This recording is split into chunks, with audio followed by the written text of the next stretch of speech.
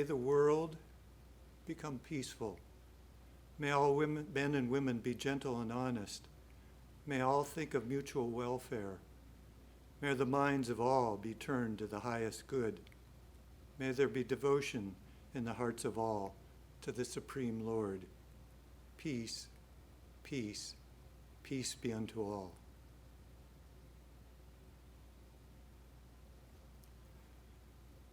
Whether we're conscious of it or not, the concept of grace occupies a significant place in our lives and in our language. The word grace has sometimes been called the most important word in the Christian vocabulary. Consider these common English idioms: amazing grace, fall from grace, in good graces, grace us, grace to accept the things I cannot change, grace period, say grace, social graces, divine grace, graced with, day's grace, saving grace, act of grace, there, but for the grace of God.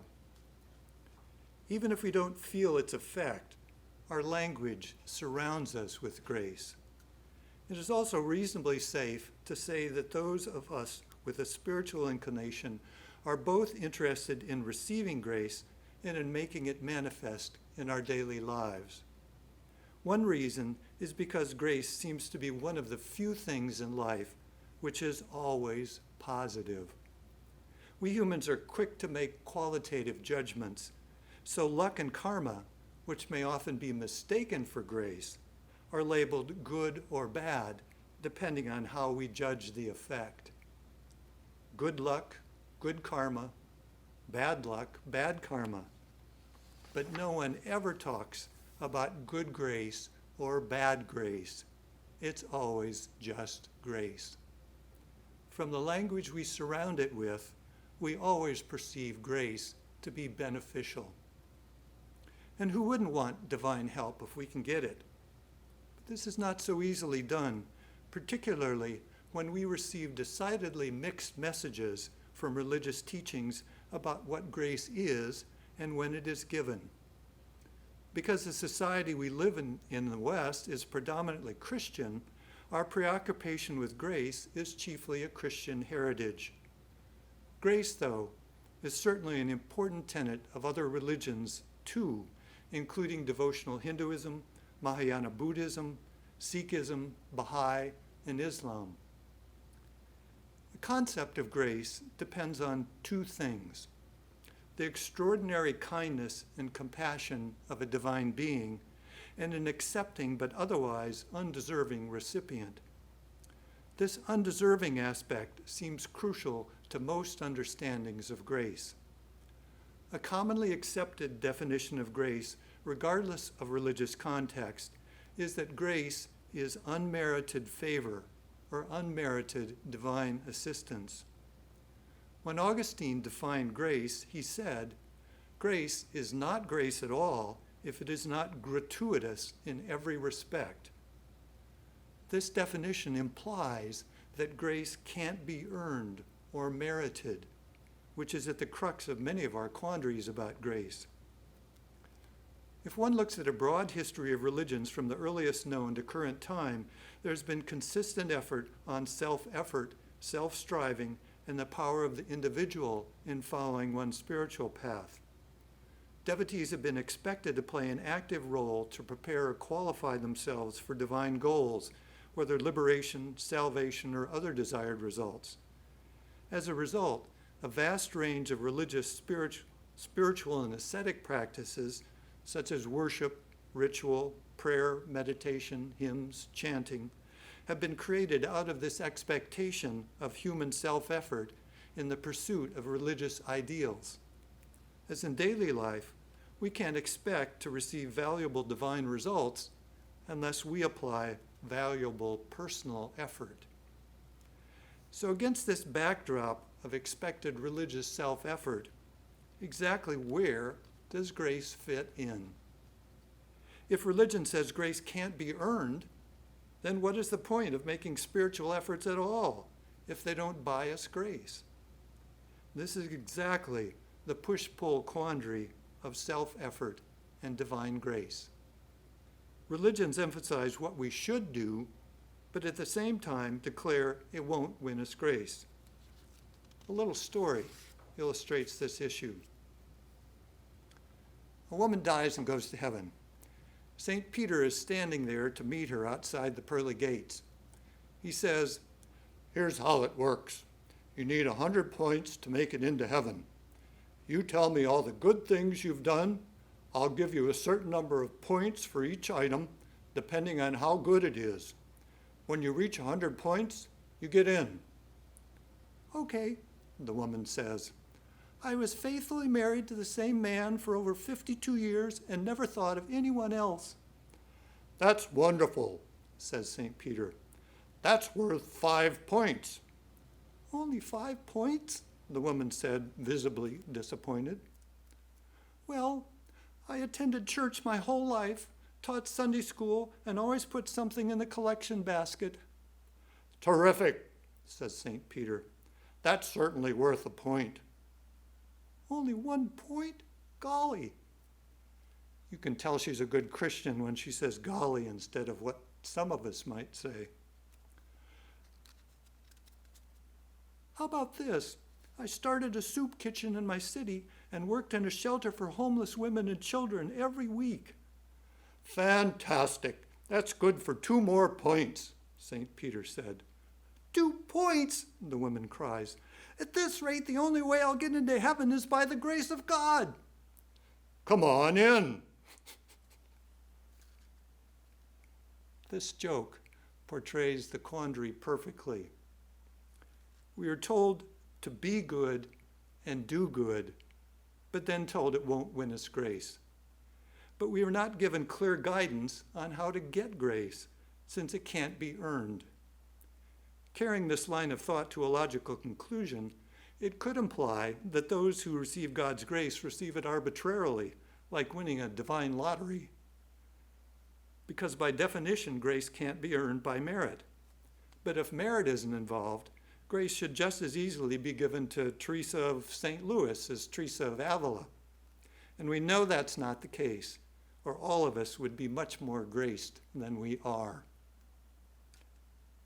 How then does one make sense of this tangle of grace, where nearly every theologian and religious philosopher seems to have their own different explanations of divine grace? It makes perfect sense, to me at least, that if grace comes from God, then the answer about how grace functions should also come from God. After all, ministers, priests, holy people, and theologians only provide second-hand information anyway. If we want to know how a friend is, why talk to a friend of a friend when we can go directly to the source? If we as Vedantists truly believe that Ramakrishna was God and Holy Mother was the Divine Mother, then their explanation of grace can be the final and authoritative words on the subject. And stories of their grace for devotees can be real-life demonstrations of God's grace for any ordinary person. Before we get to Ramakrishna and Holy Mother, though, we need to provide some background by looking briefly at grace in Hindu thought. In Hinduism, divine grace is particularly evident in the bhakti or devotion movement, which developed regionally in India during medieval times. Inspiration came from many diverse poet-saints who used local language to produce a great variety of literature, particularly devotional poetry and music. Some of the names we're most familiar with include Ramanuja, Madhvacharya, Chaitanya, Kabir, Guru Nanak, the founder of Sikhism, Mirabai, and Tulsidas. Grace is particularly important for followers of Vishnu, Vaishnavas, and Shiva, Shaivites. The best-known exponent of Vaishnavism is Ramanuja, who lived in the 12th century and was a devout believer in a personal God. He was also the main proponent of qualified non-dualism. Hinduism talks traditionally of 3 ways to achieve moksha or liberation: the way of works or karma, the way of knowledge or jnana, and the way of devotion or bhakti. For Ramanuja, The way of devotion was supreme and the others just preliminaries. An important concept in Ramanuja's thought was the idea of God as redeemer or savior of souls who comes to earth for the very purpose of redemption. Quote, as redeemer, God is both accessible and gracious. The individual's liberation is due to the unmerited or uncaused effort of God and grace. And Ramanuja was not completely clear on the place of self-effort, however, and his followers split into two schools over the issue. I always find it interesting that religion, which is supposed to be about unity, always seems to be separating, splintering, and dividing. The first northern school of Ramanuja asserted the need for self-effort and used the example of the baby monkey clinging to its mother while being carried to safety. We frequently see a baby monkey holding its mother with both hands and feet while the mother carries it along, even when jumping from tree to tree. The mother provides the transport, but the baby monkey must hold on for dear life to make sure it stays attached. The northern school called this Markata Kishora Naya, where Markata is Sanskrit for monkey, Kishora is baby, and Naya is principle. The monkey-baby principle. Madhvacharya, the dualist and critic of both Shankara and Ramanuja, agreed that grace had to be earned by self-effort and was not just a gift from God. The second, southern school of Ramanuja, though, asserted the sole efficacy of divine grace and used the example of the mother cat carrying her kitten by the scruff of its neck. In this scenario, the kitten makes no effort whatsoever and just hangs passively from the mother's mouth while it is carried from place to place. This was called Marjala Kishora Naya, where Marjala is cat, so this is the cat baby or kitten principle. These well-known Hindu metaphors are good representations of the issue of self-effort versus divine grace. So when you hear baby monkey or kitten later, you will know what I mean. As a side note, since a cat baby is a kitten, I wondered if there was a particular name for a monkey baby. So I looked it up, and the best that the English language could do for monkey offspring was infant. Yet another thing besides DNA that we share with monkeys. So we'll stay with baby monkey.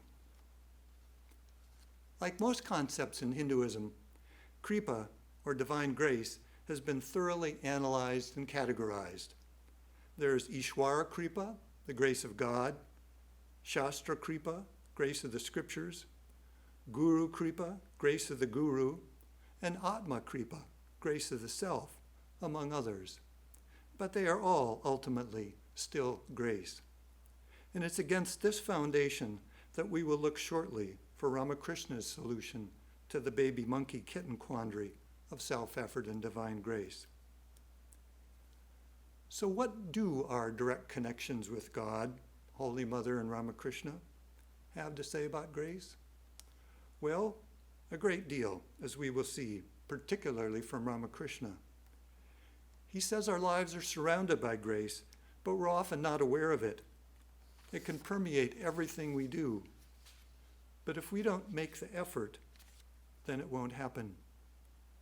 Ramakrishna said, the wind of God's grace is always blowing. It is for us to raise our sails. How few of us, though, do raise our sails. As Holy Mother said, grace is flowing all around, but human nature does not change. The word grace is used 165 times in the Gospel of Ramakrishna, over 210 times in Sri Ramakrishna and his divine play, and 156 times in Sarada Devi and her divine play. Although Ramakrishna never speaks of his own grace, he frequently mentions the necessity of God's grace to the point where one would think he believed that nothing in life is possible without it. In fact, in the Gospel, he does once say, quote, "You may try thousands of times, but nothing can be achieved without God's grace." End. To truly see God's grace in action, we will look in detail at 3 stories of divine grace. One from The Mother as I Saw Her by Swami Saradeshananda, one from the Gospel of Ramakrishna, and one in a tale about a verse in the Gita. The first 2 stories are inspiring first-hand demonstrations of Holy Mother and Ramakrishna's grace to ordinary people. The third is a Vedantic tale of Krishna's grace. I hope you like stories, as these should make it clear to all of us the unconditional and all-encompassing nature of God's grace. So we will begin with this poignant example from the life of Holy Mother, who showered her grace and affection on all who came to her. After all, no less an authority than Swami Vivekananda said, quote, "You have not realized how precious Mother is. People will not understand her now, but they will gradually. Let Ramakrishna disappear. That does not frighten me, but it will be a calamity if people forget Mother. Her grace upon me is 100,000 times greater than that of the Master." End quote. We couldn't ask for a more forceful statement of the power of Mother's grace. There are many instances of the Mother showering her grace on her sons and daughters, as everyone that came to her was called. Even complete strangers were treated like family. Swami Saradeshananda says in his book, The Mother as I Saw Her, that the love and affection that Mother had for her children was beyond his power of description. Nonetheless, he gives a touching example of a devotee couple and their children from the village of Garbetta, who came to see Mother around 1917. Must be understood that at the time this incident took place, Tirumati was difficult to get to. Travel from any direction required walking on foot or hiring a bullock cart for a distance of at least 20 miles. Yet the sons and daughters of the Mother endured this hardship just for the joy of being with her. In this case, the couple and their 4 children, one a young baby with malaria, had traveled through the night on a bullock cart, arriving at the village of Jubte by morning. At Jubte, they left the bullock cart to walk the remaining 1.5 miles to Tirumati. Because it was the end of the growing season, the fields were full of ripening paddy, and they had to walk along the balks, the unplowed strips between the fields. Saradeshananda continues, as a result of the tedious cart ride, followed by so much walking along the balks, they were very tired when they came to the door of the Mother. The place was completely unknown to them, and they had to inquire of the people they met on the way for directions to reach their destination. At last they reached the Mother's house, but they did not know anybody there, and so they were at a loss to know what they should do or how they should proceed. Utterly puzzled, they just stood there silently. They had heard much of the Mother, and so with great expectation and hope in their hearts, they had come facing all the inconveniences of the journey so that they might be able to meet her and get initiation from her. Now, what was to happen to them? Where was the Mother? Speechless, they stood there, not knowing where they would sit, where they would eat, or where they would stay with the children. For the house, they found, was a small hut, and that too filled with people. The Mother got news about their arrival and sent somebody to ask them to come in. She came forward and with great affection welcomed her daughter with the baby. Hearing the loving words, "Come, my child," from her, the heart of the depressed daughter, who was in such a great fix, was filled with joy, and her face became bright. When she prostrated herself at her feet with tears in her eyes, the Mother blessed her affectionately and raised her by the arm, kissing her by touching her chin. The male devotee, too, made pranam to her, and she welcomed him, saying, "Come, my son," and blessed him. The children were also made to touch her feet one by one, and they, too, received the Mother's blessings. In a moment, the enchantment of the Mother's love had changed the whole picture. The devotee couple now had no problems. Their hearts were full of bliss and their faces radiant with joy. The daughter had come to the mother's house and had found the mother. Where then was there any room for further worry? Even though the baby was sick, why fear?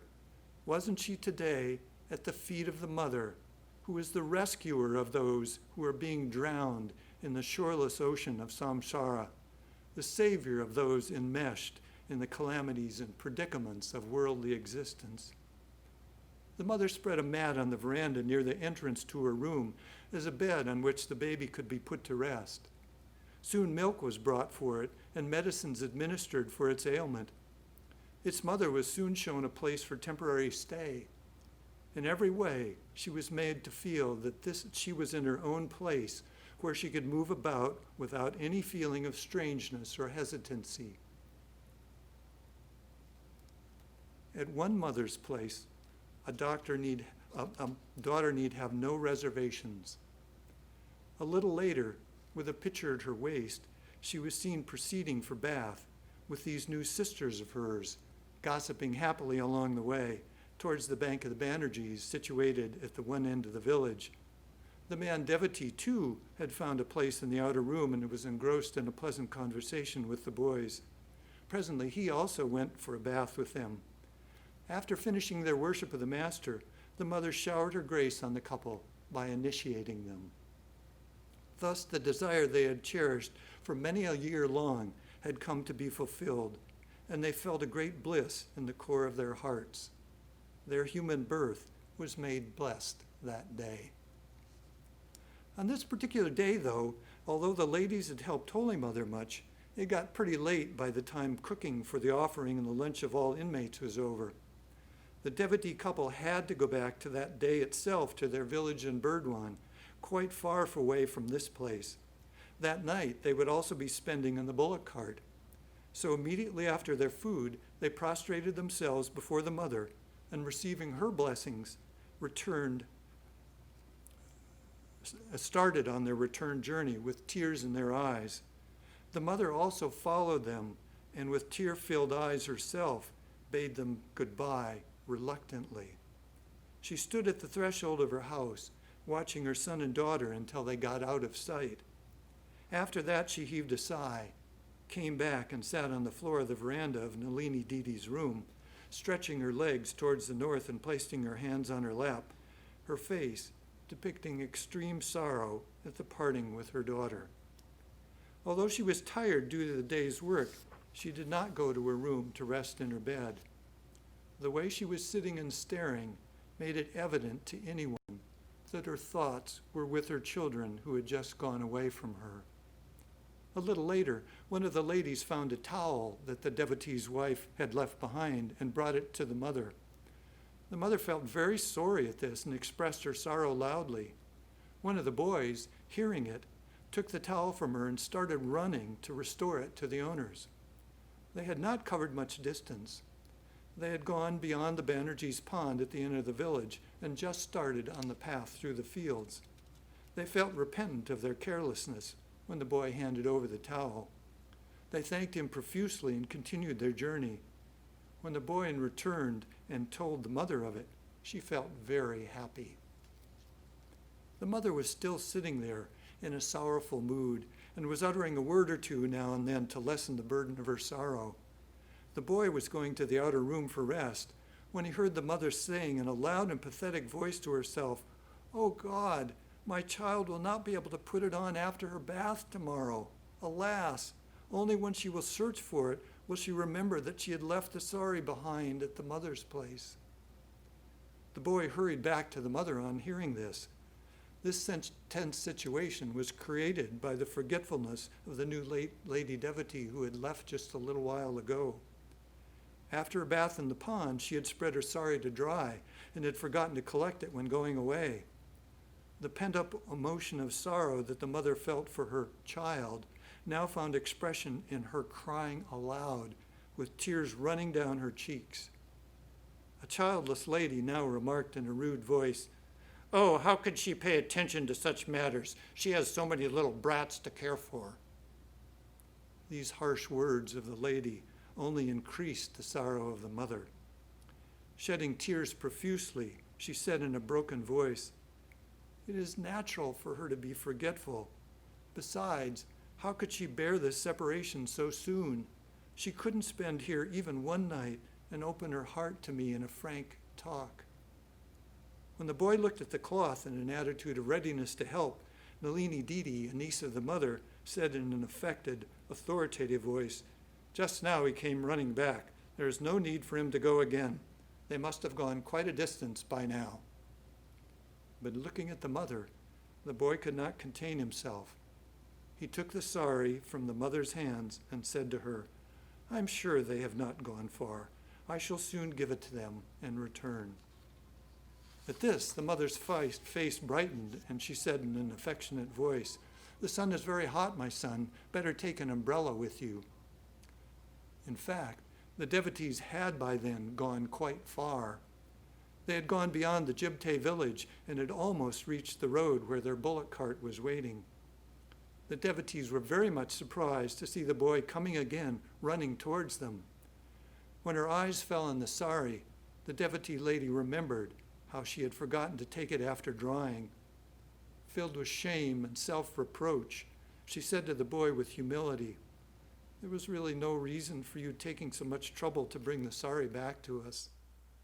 But when the boy narrated to them how much the mother was worried and sorry for their plight, they were at first wonderstruck and dumbfounded, and soon their hearts were filled with a joy and a sense of pride in being the recipients of so much of the mother's love. Glory be to the mother. This was no foster mother's love for the child. It's not possible for an ordinary individual to develop so much affection for a stranger in such a short time. The meeting was, after all, very short, and there was no knowing whether they would be able to cast their eyes on Mother again in this lifetime. But the touch of the love and affection that they felt now would remain with them forever. The mother seems to have felt that she was recovering a child who had stayed away for long. What can we learn about this amazing story of Mother's love and grace? Let's go back to the initial meeting. It is mid-morning, and the family of 6 with a sick baby have traveled all night, bumping along on a bullock cart. Excuse me.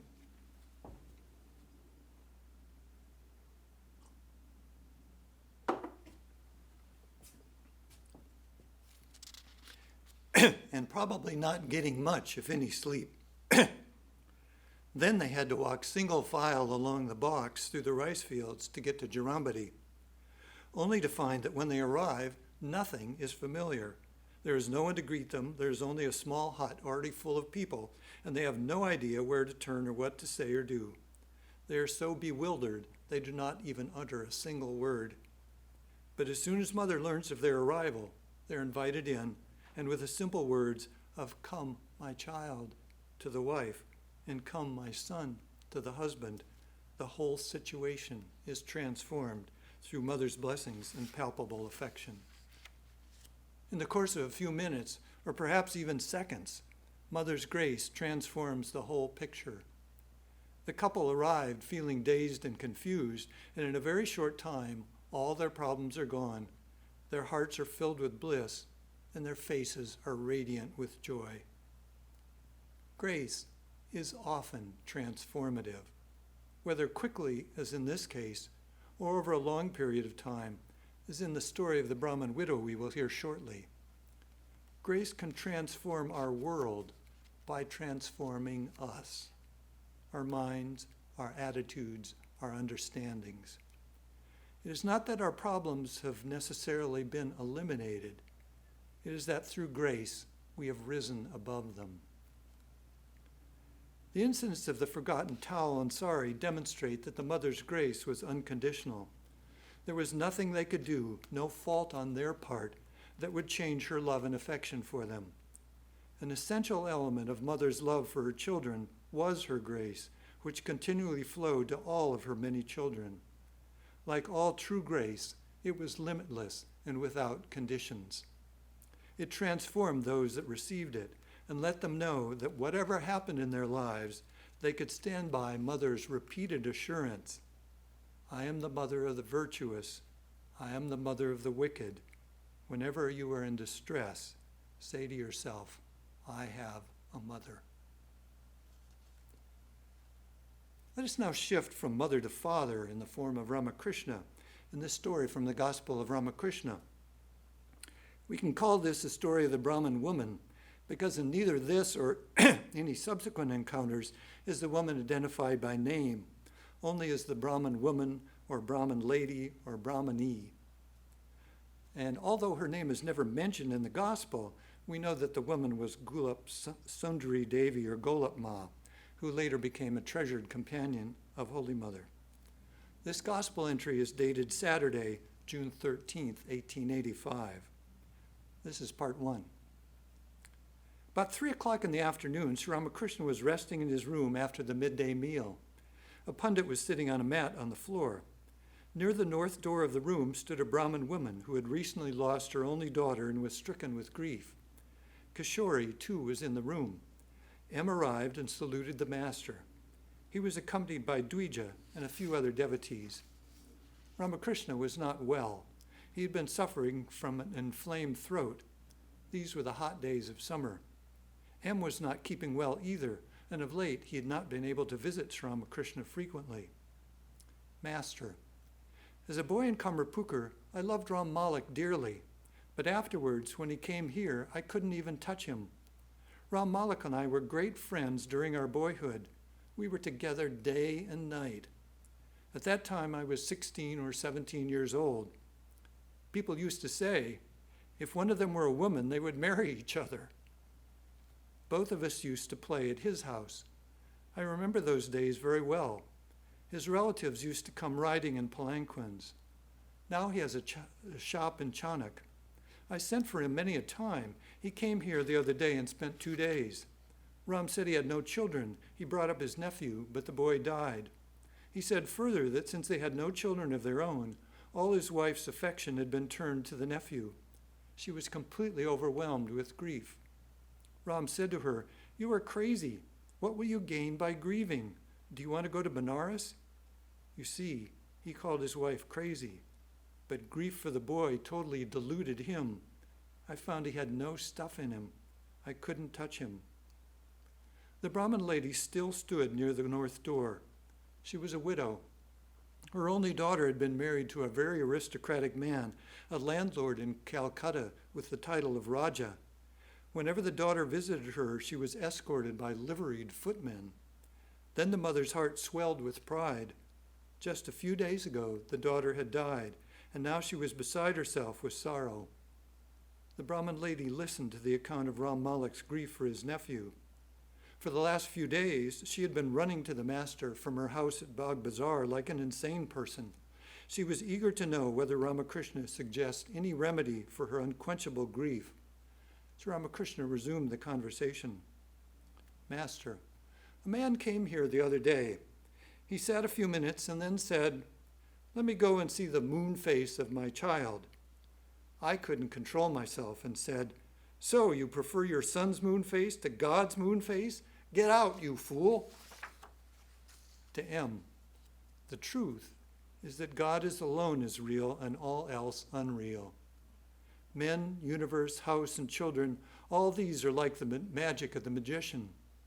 The magician strikes his wand and says, come delusion, come confusion. Then he says to the audience, open the lid of the pot, see the birds fly into the sky. But the magician alone is real, and his magic unreal. The unreal exists for a second and then vanishes.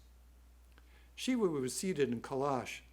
His companion Nandi was near him. Suddenly a terrific noise arose. Revered sir, asked Nandi, what does that mean? Shiva said, Ravana is born. That is its meaning. As we know, Ravana was the chief archenemy of Ramana and Lakshmana in the Ramayana and was a devout follower of Shiva. A few moments later, another terrific noise was heard. Now what is this noise? Nandi asked. Shiva said with a smile, "Now Ravana is dead." Birth and death are like magic. You see the magic for a second, and then it disappears. God alone is real, and all else unreal. Water alone is real. Its bubbles appear and disappear. They disappear into the very water from which they rise. God is like an ocean, and living beings are its bubbles. They are born there and they die there. Children are like the few small bubbles around a big one. God alone is real. Make an effort to cultivate love for him and find out the means to realize him. What will you gain by grieving? All sat in silence. The Brahmin lady said, "May I go home now?" The master said to her tenderly, "Do you want to go now? It is very hot." "Why now? You can go later in a carriage with the devotees." We have several clues to what is going on here as we examine M's language, for he was a very keen observer of everything that transpired in his presence. First, we have a visual impression of the grief-stricken woman standing by the door. She didn't want to fully commit herself by entering the room and sitting down like the other visitors, but she was also held captive in a way that would not easily allow her to leave. So M describes her standing there by the door, tentative, drawn to Ramakrishna, not wanting to get too close, caught between not being able to fully participate, but not able to leave either. She obviously felt that Ramakrishna held the key to assuaging her overwhelming grief over the death of her daughter. But in this state of semi-paralysis, she didn't know what else to do but stand there and listen. Ramakrishna obviously was keenly aware of her dilemma, and as we will see, directed much of his conversation entirely for her benefit. First, he described the unfortunate effect that continued grieving had on Ram Malik and his wife, as if to assure her that others had felt the same way. But he also describes Ram's condition to suggest to the Brahmin lady that it was threatening to one's well-being if the grief was left to fester untended.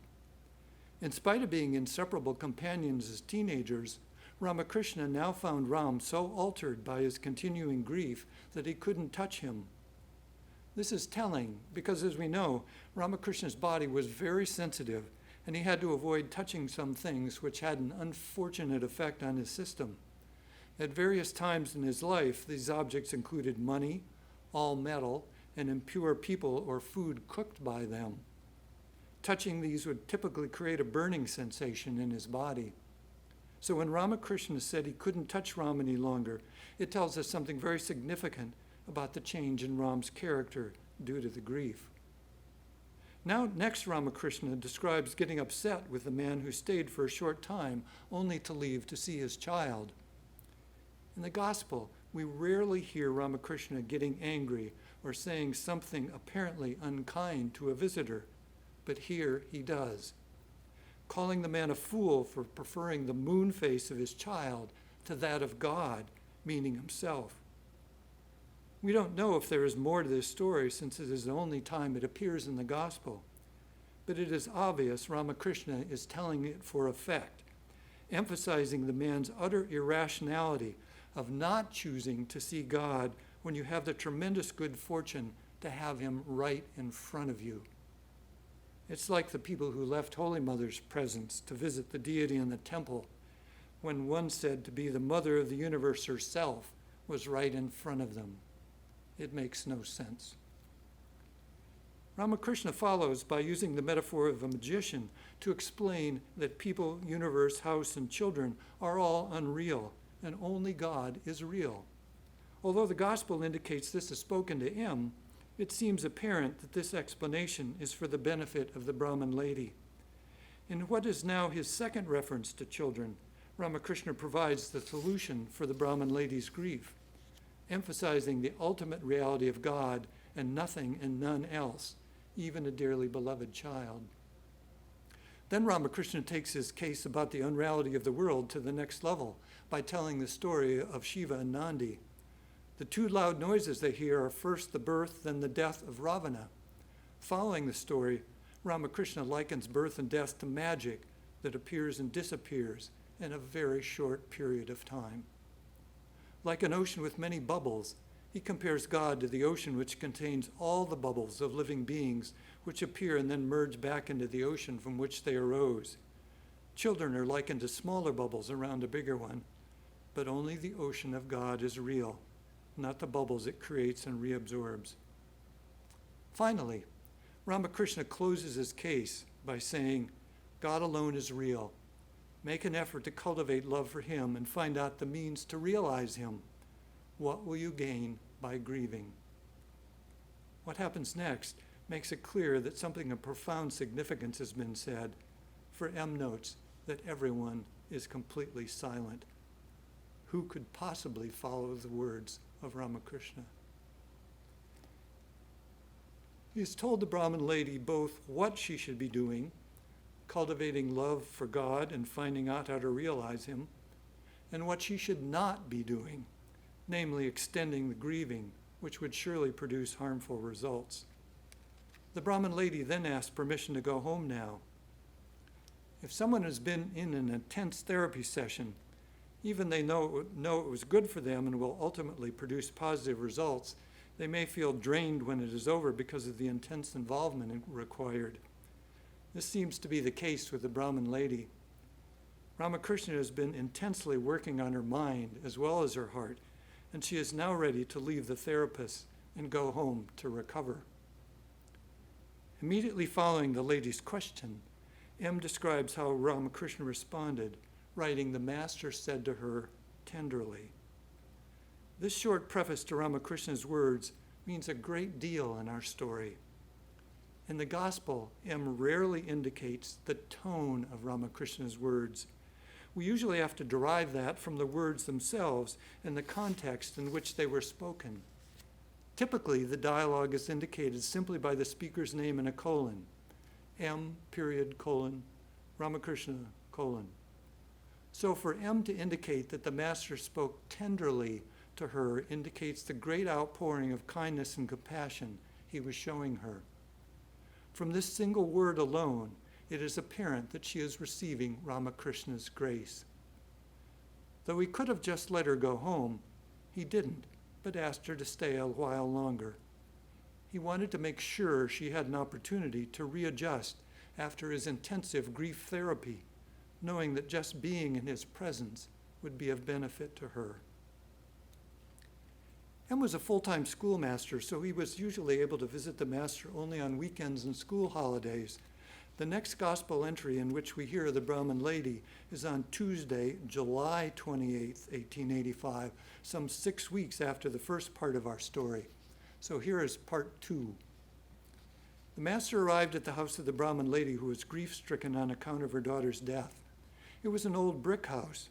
Entering the house, the Master passed the cowshed on his left. He and the devotees went to the roof where they took seats. People were standing there in rows. Others were seated. They were all eager to get a glimpse of Sri Ramakrishna. The Brahmini, which is how she is referred to in this entry, had a sister. Both of them were widows. Their brothers also lived in the house with their families. The Brahmini had been busy all day making arrangements to receive Sri Ramakrishna. When the Master was at Nanda Boshe's house, she had been extremely restless, going out of the house every few minutes to see if he was coming. He had promised to come to her place from Nanda's. Because of his delay, she had thought perhaps he would not come at all. Sri Ramakrishna was seated on a carpet. M, Narayan, Yogin, Devendra, and others were seated on a mat. A few minutes later, the younger Narayan and some other devotees arrived. The Brahmini's sister came to the Master and saluted him. She said, "Sister has gone to Nanda Boshe's house to inquire the reason for your delay in coming. She will return presently." M to Devendra, "What a grand sight. All these people, young and old, men and women, standing in lines, eager to have a glimpse of him and hear his words." Devendra to the Master, "M says this place is better than Nanda's. The devotion of these people is amazing." Sri Ramakrishna laughed. The Brahmini's sister exclaimed, "Here comes sister." The Brahmini came and saluted the Master. She was beside herself with joy. She did not know what to say.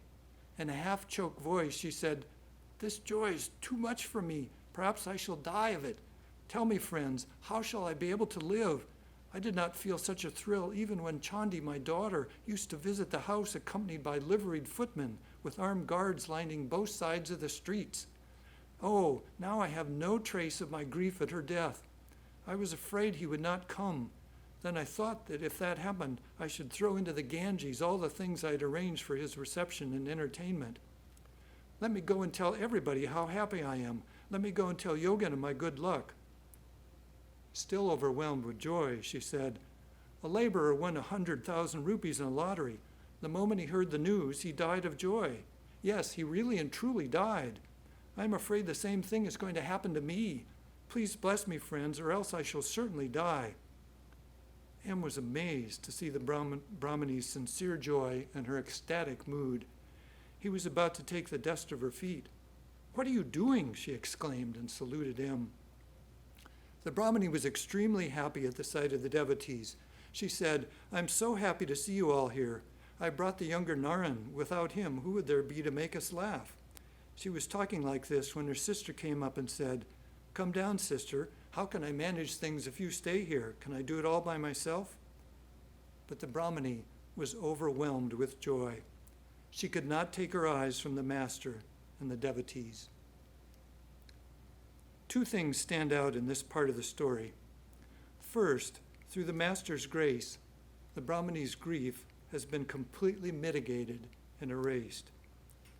As we've been given no indication when her daughter actually died, we know that only about 6 weeks before, M described her as running to the master from her home at Bagwazar like an insane person in an attempt to deal with her unquenchable grief. In this very short period of time, by human standards, her grief has been totally removed. Second, we see her exhibiting a level of joy and happiness on seeing the master and on his visit to her house that is exceptional by any standard. Can any of us remember being that excited just being in the presence of another person? It really seems like double grace, removal of the overwhelming grief, plus the gift of ecstatic joy at seeing Ramakrishna, God personified. We've heard two stories filled with outpourings of personal divine grace, one through Holy Mother and one through Ramakrishna. Two stories where the recipients' lives were transformed by grace and would never be the same again. In both of these stories, the recipients were at their wits' end, one due to pilgrimage and one due to personal loss. The old saying says, when you get to your wits' end, you find God lives there. And indeed, it was God that they both found, for the devotee couple in the form of Holy Mother, and for the Brahmani in the form of Ramakrishna. But just turning in God's direction is not enough to guarantee the receipt of God's grace. Woody Allen once said that 80% of success is showing up. If showing up is all it takes to receive God's grace, many more of us would be seeing the effects of grace than actually do. Why then did the people in our stories receive divine grace? In a letter to one of her sadhu sons, in which Holy Mother assured him of the Master's grace, she wrote, "The Master himself said that he who sincerely calls on him, even for a day, he will bestow grace on that person." And Ramakrishna himself said to a young Sarada, "As Uncle Moon is the dear uncle of all children, so God is dear to all beings. Everyone has a right to call on God. Out of his grace, he reveals himself to all who call upon him. You too will see him if you but call on him." In both of these stories, the recipients definitely called on God and so received God's abundant grace. Certainly, calling on God is not the only way that one can receive divine grace. As Swami Chaitananda has said, the realm of grace is sometimes very mysterious. When it will come, how it will come, from where it will come, even if it will come at all, nobody knows for sure. We can, though, look to words of the Master for explanations of grace.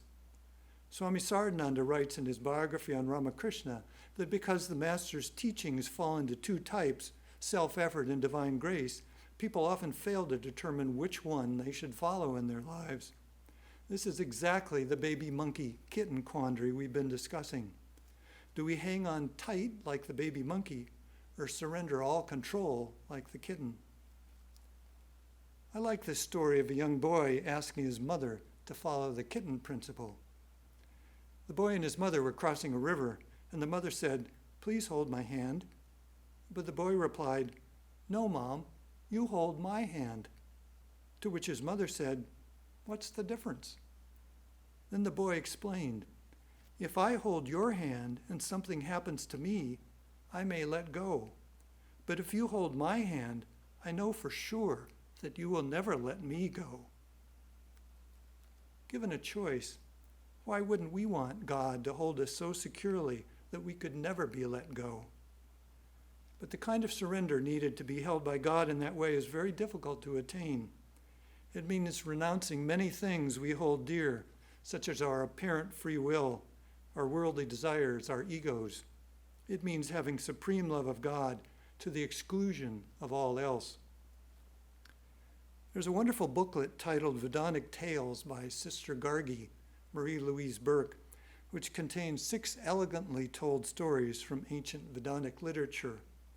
One of them is titled I Carry, and it strikingly illustrates Krishna's promise to carry their needs to devotees who love God to the exclusion of all else. In other words, God promises to be like the mother cat carrying her kittens. I will tell you an abbreviated version of the story, but encourage you to read it and the other parables in the booklet for yourself. The setting is a small village in the heart of India, full of palm trees and tranquil waters. It is the 30th day of a terrible drought, with rain from the south long overdue. Niranjan and his wife Prema walk back to their house from the low water in the village tank, watching the dust rise and little puffs around their feet. They are good and pious people. Niranjan has learned it in the scriptures and serves as priest for several of the village families who pay him according to their means, so his fortunes rise and fall with the fortunes of the village. It is well known he will take as much care in a simple puja for the poorest as in an elaborate one for the wealthiest. After their morning worship, they go to the courtyard behind their hut, blinking their eyes in the harsh daylight of a sky drained of its color by the heat. Niranjan carries with him a manuscript, held in both hands as tenderly as if it were a living thing. He is soon absorbed in the Sanskrit verses, painstakingly copied by some scholar before him. Prema busies herself in the cooking shed adjoining their hut, preparing a small meal of boiled rice using the last grains in their jar. There's barely enough for one bowl and no seasoning. God willing, she thought, we will eat again. When she goes to call her husband to eat, he barely looks up. His face looks flushed and stern. Whoever made this copy has made a serious blunder. Prema sighs, knowing Niranjan wanted to expound some intricacy of his learning. How so? She asked patiently. He has written here, persons who meditating on me as non-separate, worship me and all beings, to them thus ever zealously engaged, I carry what they lack and preserve what they already have. What is meant, of course, is I give, not I carry. It is an absurdity to suppose that the Supreme Lord of the universe would carry anything to his devotees. Prema drew a circle in the dust with her toe. Perhaps, she said timidly, the Lord loves his devotees enough to carry things to them. You do not understand these things, Niranjan said. The difference between carry and give is a subtle one, but important. Certainly the Lord loves his devotees. Through his grace, all things are possible. But a king makes gifts available for his subjects. He does not personally carry them from door to door. What an idea. Bring me the ink pot and pen. This is truly a deplorable mistake. Niranjan dipped his pen in the ink as Prema held the jar for him. He emphatically struck 2 black lines across I carry and wrote neatly above it, I give. "There," he said, "it is now as it was meant to be. The Lord has graciously made me his instrument in correcting this mistake." "My dear," Prema said, "there is nothing left in the rice jar. We will have nothing to eat unless you ask through the village." Niranjan replied, "I will ask Shashadhar first, for his fields are large. The Lord will grant us food by warming the heart of Shashadhar. He will not carry it to us on his head." Then he laughed derisively at the idea. Prema felt a certain sadness in her heart that she could not place, whether the heat or the threat of famine in the village. After making a plaster of earth and cow dung to purify the wall and floor of the kitchen shed and the hut floor, she sat indoors to spin thread for a dhoti. She could not doubt her husband's words, for he was learned. But who was it to whom she offered food and cared for at the shrine, if not the beloved Lord? Did he sit only in the sky, remote and regal, presiding over their lives, but not himself moving among them as their friend? It was hard for her to understand this way of thinking of him, for as she had carried things to the Lord, so had it always been in her mind that he in his infinite grace would carry things to her if she had great need. Her pangs of hunger were sharp, but thinking of the Lord, that the Lord wished her to have them, she did not mind, and soon, dwelling on his nearness and sweetness, she forgot them altogether. Even in the house, the heat was like a living fire. One could scarcely breathe against it. The birds had left off chirping altogether. The whirring of Prema's spindle was the only sound, and that itself seemed like the voice of heat. Then, incredibly, she heard in the distance the strains of a song. The singer had a clear young voice, and it was the kind of tune one hears when young grain covers the fields, a rejoicing, carefree song. It grew louder as the singer came up the lane toward the hut. Prema left her spinning wheel to stand in the doorway, waiting for the singer to pass, whoever it might be. Then around the bend came a young, golden-skinned boy of 15 or 16. His slender body was filled with grace, and on his head he carried a large basket. His eyes were long and lustrous and smiled at her. She smiled back. Prema had never seen him before, yet she felt he was someone she knew, though she could not place him. When he got closer, the boy took the basket from his head and laid it at her feet. As he bent over, she saw across his back 2 ugly, fiery streaks, as though a whip had cut through his skin. "Who could have done such a wicked thing?" she cried aloud. The boy straightened up and smiled guilelessly. "What wicked thing, Mother?" he asked. "Those marks on your back. Who could have struck you like that?" "It was your husband," he answered. "Niranjan did it this noon." Prema stared at him incredulously, then looked at the basket at her feet. It was filled with fruits and vegetables, spices and grains, and delicacies the poor villagers rarely saw. She thought her husband had gone mad and forced the boy to bring the food there. "I cannot believe," she moaned. "He is such a good man. My boy, you must take this basket away. Take it wherever you were going before you met my husband. It is not meant for this house. You must forgive my husband for striking you. He was not himself." The boy looked at her as a son who cannot bear to see his mother in sorrow. "No, Mother," he said. "It is meant for you. Be at peace." As he spoke, she believed him. There was no possibility of untruth in his face. The very sight of him filled her with unaccountable joy. The boy folded his hands and bowed his head. "Bless you, Mother," he said. Then casually, as though he would see her again shortly, he turned and walked off down the lane, singing the same carefree, liquid song. Prema carried the basket into the house and sat beneath the tree in the yard, the joy in her heart overflowing like a fountain through her whole being.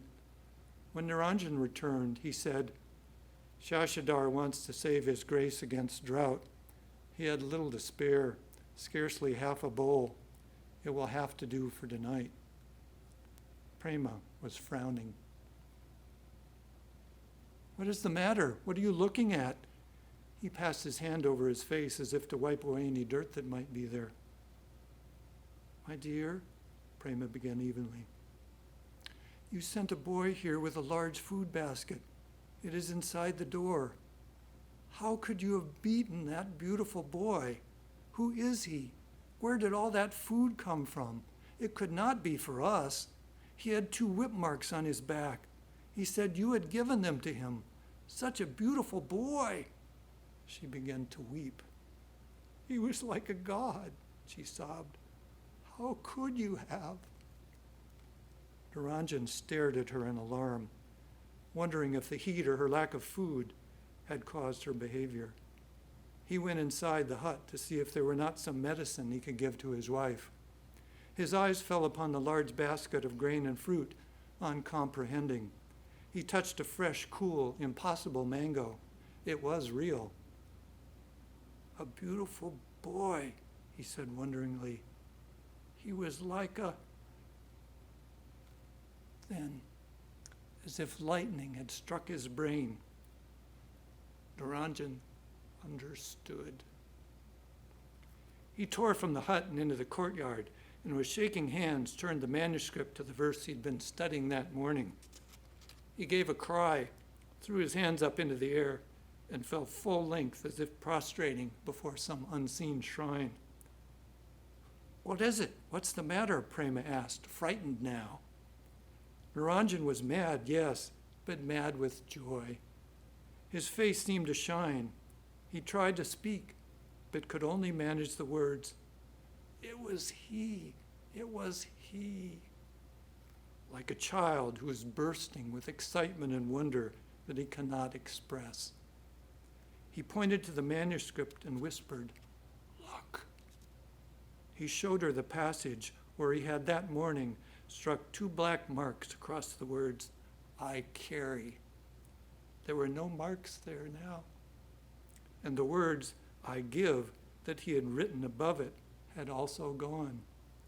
The page were as if no correction had ever been made. "I carry," Niranjan whispered. "I carry." And he burst into tears. "Forgive me, Lord, forgive me." Prema understood. "It was he," she cried. Then putting her arm around her weeping husband, she said, "He forgave. Clearly, he forgave." He did not speak for many hours, but remained in the courtyard, too full of wonder and joy to utter anything but the name of the Lord over and over. Not until the sky grew black and the rain started to pour down in thick sheets did they rise and go into the house to partake of the food the Lord had carried to them.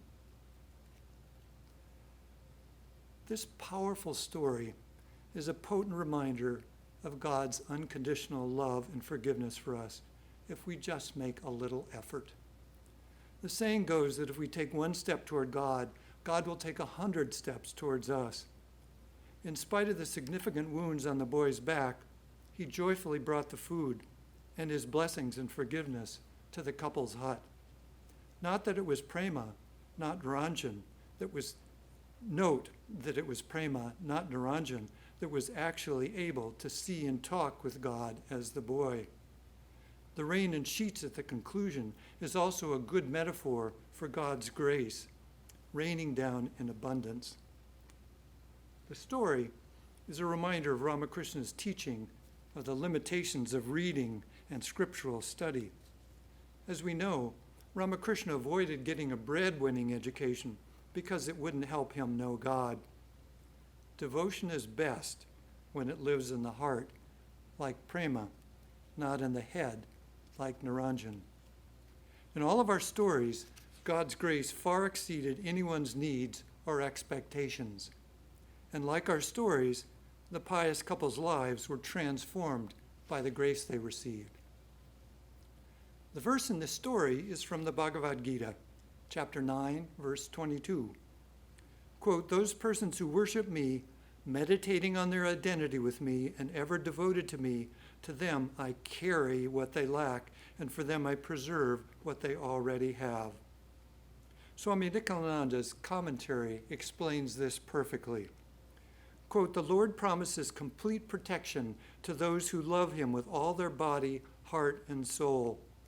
A devotee, totally absorbed in the Lord, may forget his own safety and security, but the Lord never forgets him.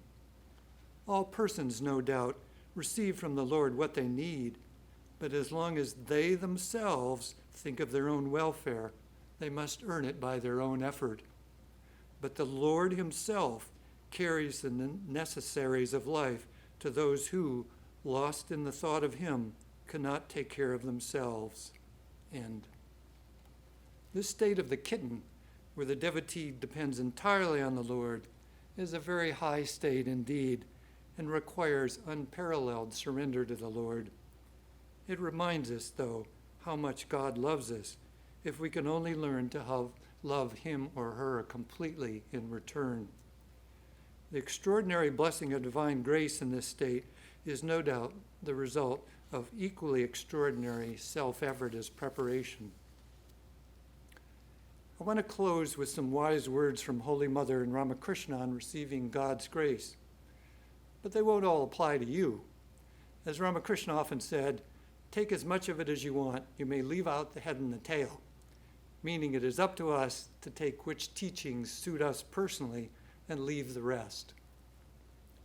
Devotee to Holy Mother, how can we speak of one person's deserving grace and another not deserving it? Grace should apply to all? Holy Mother, if a person wants to cross a river, he must pray sitting on the riverbank. He will be taken across in proper time. Devotee, if everything happens in proper time, where does God's grace come in?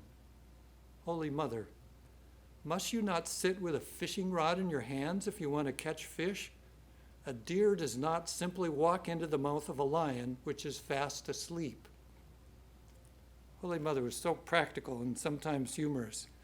Of course, a lion must make the effort to hunt or else it'll starve. Holy Mother also said, practice meditation sincerely, and then you will understand his definite grace. God wants sincerity, truthfulness, and love. Mahima to Ramakrishna, by what kind of work can one realize God? Master, it is not that God can be realized by this work and not by that. The vision of God depends on his grace. Still, a person must work a little with longing for God in his heart. If he has longing, he will receive the grace of God. I have done 16 parts. You do 1/16 of that. Jai Gopal to Ramakrishna, how does one receive the grace of God? Master, constantly you have to chant the name and glories of God and give up worldly thoughts as much as you can. With the greatest effort, you may try to bring water into your field for your crops, but it may all leak out through holes in the ridges. Then all your efforts to bring the water by digging a canal will be futile. You will feel restless for God when your heart becomes pure and your mind free from attachment to the things of the world. Then alone will your prayer reach God. A telegraph wire cannot carry messages if it has a break or some other defect. One attains God through japa. By repeating the name of God secretly and in solitude, one receives divine grace. Then comes his vision. Be like a cast-off leaf before a gale. You may try thousands of times, but nothing can be achieved without God's grace. One cannot see God without his grace. Is it an easy thing to receive the grace of God? One must altogether renounce egotism. One cannot see God as long as one feels, I am the doer. The water of God's grace cannot collect on the high mound of egotism. Scriptures and books, what can one achieve with these alone? Nothing can be realized without his grace. Strive with a longing heart for his grace. Through his grace, you will see him, and he will talk to you. And finally, what may be Ramakrishna's summary advice on self-effort and divine grace? Quote, if you don't properly use the power God has given to you, he won't give you more. That is why one needs self-effort or perseverance. Look, everyone has to make some effort. Only then can one attain God's grace. When one makes the effort, by God's grace, 10 lifetimes of suffering are finished in one lifetime. But one must make some effort, even while depending on him. So there we have it. Holy Mother's and Ramakrishna's best words on receiving God's grace. As it turns out, according to Ramakrishna, it's not a matter of the baby monkey or the kitten. It is both of them. We have to be the baby monkey first, and if we are completely devoted and sincere and persistent in our efforts and hold on to God with all our might, then only can we become the kitten and have God carry us to safety. We must make self-effort first, which Ramakrishna says is absolutely necessary for the possibility of God's grace. The major religions have defined the parameters of grace, God's unconditional love and favor, and the Godward efforts of human beings that they need to make while following spiritual paths. But the religions don't make it clear that there can be a direct connection between the two. Ramakrishna assures us that if we sincerely and earnestly persevere in our spiritual practices, there is no doubt that God's grace will be there for us. We could not ask for a greater expression of God's love. After discussing subtle spiritual points with him, Ramakrishna would often tell him, "It is through God's grace you understand that." Through the grace of Ramakrishna and Holy Mother, may we all have a better understanding of how we too may obtain God's grace. That is my prayer for all of us today.